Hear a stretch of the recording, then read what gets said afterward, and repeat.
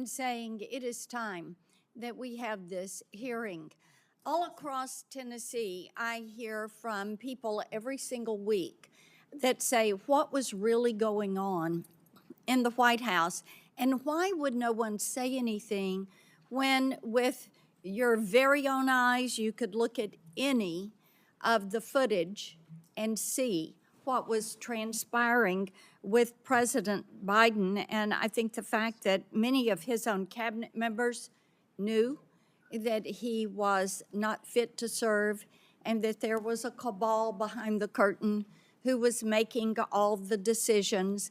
It is so offensive to the American people. And it's not something that is a partisan issue. As I talk with Democrats, many of them have lost faith in what they thought was going to be a very moderate Joe Biden administration, and it turned into be the far left Bernie Sanders version of the Democrat Party that was using the auto pen and making decisions and committing our great nation to policies that the American people did not support and would never have supported.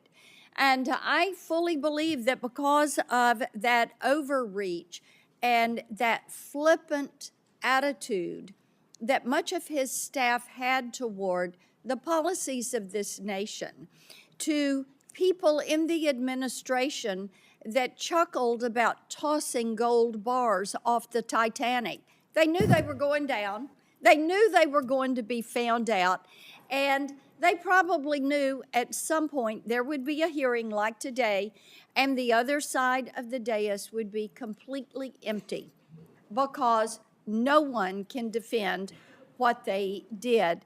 Mr. Wold, I want to come to you for a moment and talk about something that was really a disturbing revelation from the Tapper Thompson book. And you know, this is part of the thing.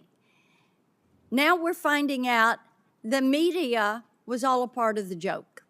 They were part of the ruse.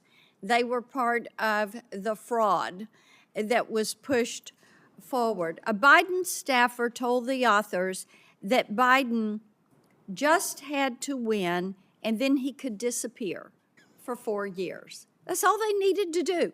And, you know, it is, the following statement was, he'd only have to show proof of life every once in a while.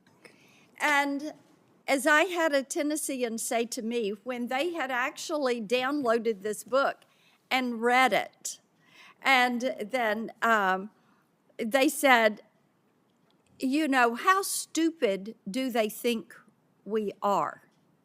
And the disrespect this administration showed to the American people. Why is it that the American people appreciate that President Trump goes out and nearly every day is taking questions and answering questions? Is because they have now found out that these staffers were willing to do undemocratic things, as using their term, to keep the president in office, to keep Biden there. They were willing to do undemocratic things, unlawful things. So, Mr. Wold, let's talk about that behavior and how that undermines the faith of Tennesseans and all Americans in our public institutions, because they could see what was happening, but they were being lied to by people in the White House who were probably then running in their office and saying, well, we pulled it off another day. Yeah, Senator, I mean, this is a theme you've talked about for many years, which is the executive branch is enormous. I mean, there are close to 1,000 employees in the executive office of the president. There are nearly 4 million full-time federal employees throughout the 14 departments that the president oversees. Executive power as accountable to the people of this country really manifests in two ways. The power of the president to remove bureaucrats and to fire them, and to affix his signature to official actions that he undertakes.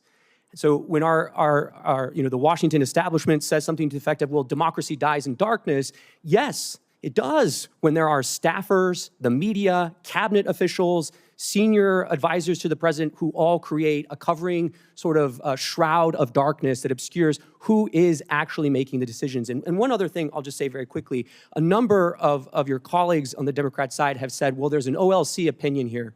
We don't need to talk anymore. There's an OLC opinion. It says you can use the auto pen. The opening paragraph of that OLC opinion says you can use the auto pen, but only when the president directs that you do so under his decision-making power, right? It is very clear again and again that the president actually has to make the decision. That cannot be delegated to a staffer or an advisor. And there's no indication here that anyone other than staff were making these decisions. Thank you, Mr. Chairman. Thank you. Senator Hawley.